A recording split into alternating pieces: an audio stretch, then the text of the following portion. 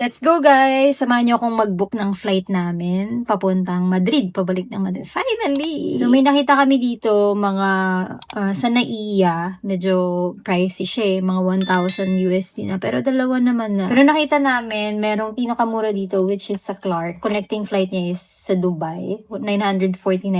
Medyo okay na rin siya kasi 2 hours away lang naman ang Clark from Manila. So let's go. Samahan niyo tayong mag-book.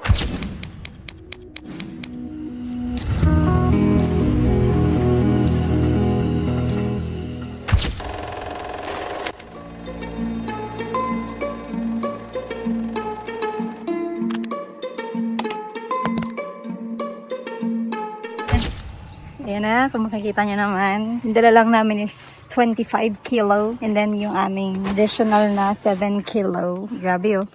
Batak na batak yung ano natin oh. Okay na no? Let's go. May susi pala. Hi guys! Pabalik na ulit kami ng States! Samahan niyo kami, papunta na kami ng airport ngayon. Let's go, let's go! Saan airport tayo? Clark. Layo. Tayo. Medyo malayo guys kasi nagtitipid kami.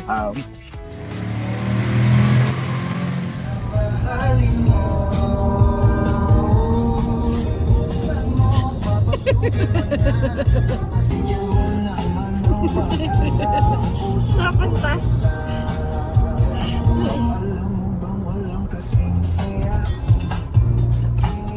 Punta ako Mexico. Mexico? Bakit Mexico? Pampanga. Pero...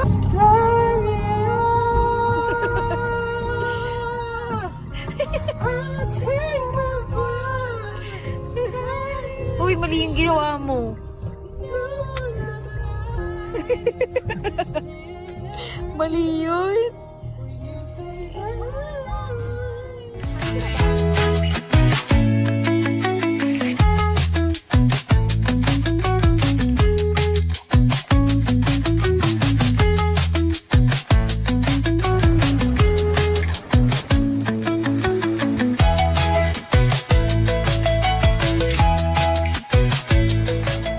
Guys, ayan na yung dala namin papunta ng Spanya sa Clark. Let's go! Medyo konti lang yung tao compared sa NAIA. Samahan niyo kami yung backdrop ngayon.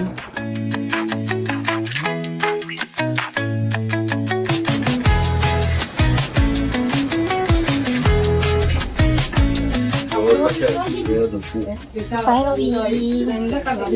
Totoo na to guys. Let's go! Hindi naman sasayin ng pamasahe. Hindi naman sasayang pamasahe ng upa sa bahay. Guys, nasa plane na kami finally! We're going to... Magdudubay muna kami guys. Doon yung layover namin. And then after nun, diretsong Madrid kami. 6 hours lang naman yung layover namin. Then kita-kits ulit tayo sa Madrid. Yun lang.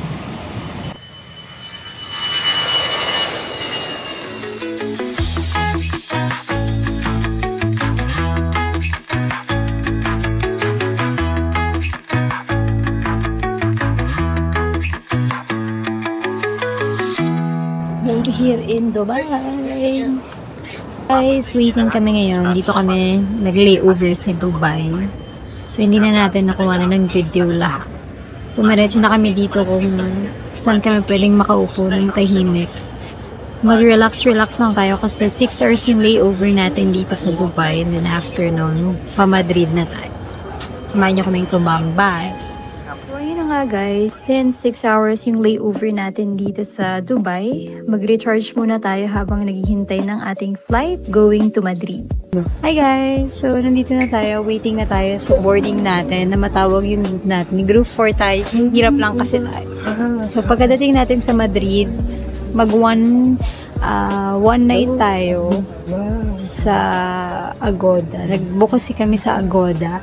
So, magstay tayo ng 1 night sa Madrid. Actually, whole day, 1 night.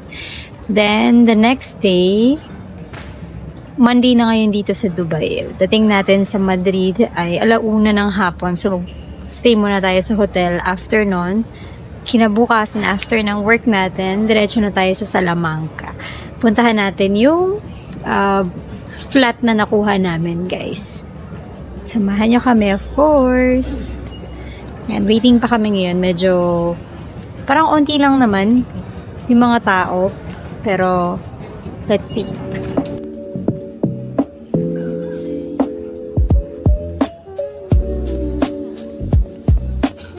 Boarding na tayo, guys. Going to Madrid.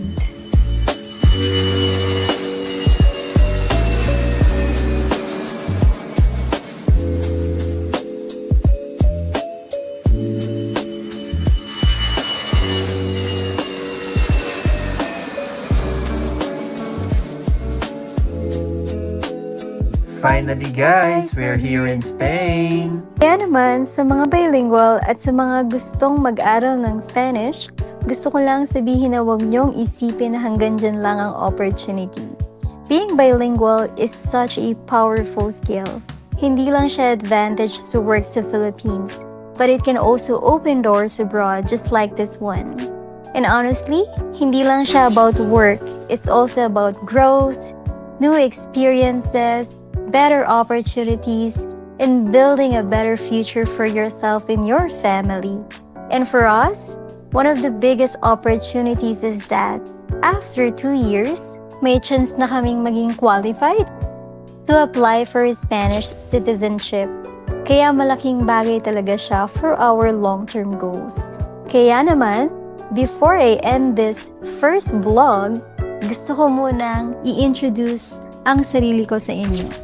I am Queen. I am a Spanish bilingual freelancer, and I also teach Spanish online to aspiring Filipinos who want to use the language for work. Same rin with my partner, Van. That's why sobrang close sa heart namin to help other people start their own bilingual journey because we know how life-changing this skill can be. And now that we're here in Spain, gusto namin kayong isama sa journey namin, our experiences, adjustments, discoveries, and our new life here. So I hope samahan nyo kami in this new chapter. Vamos with Queen!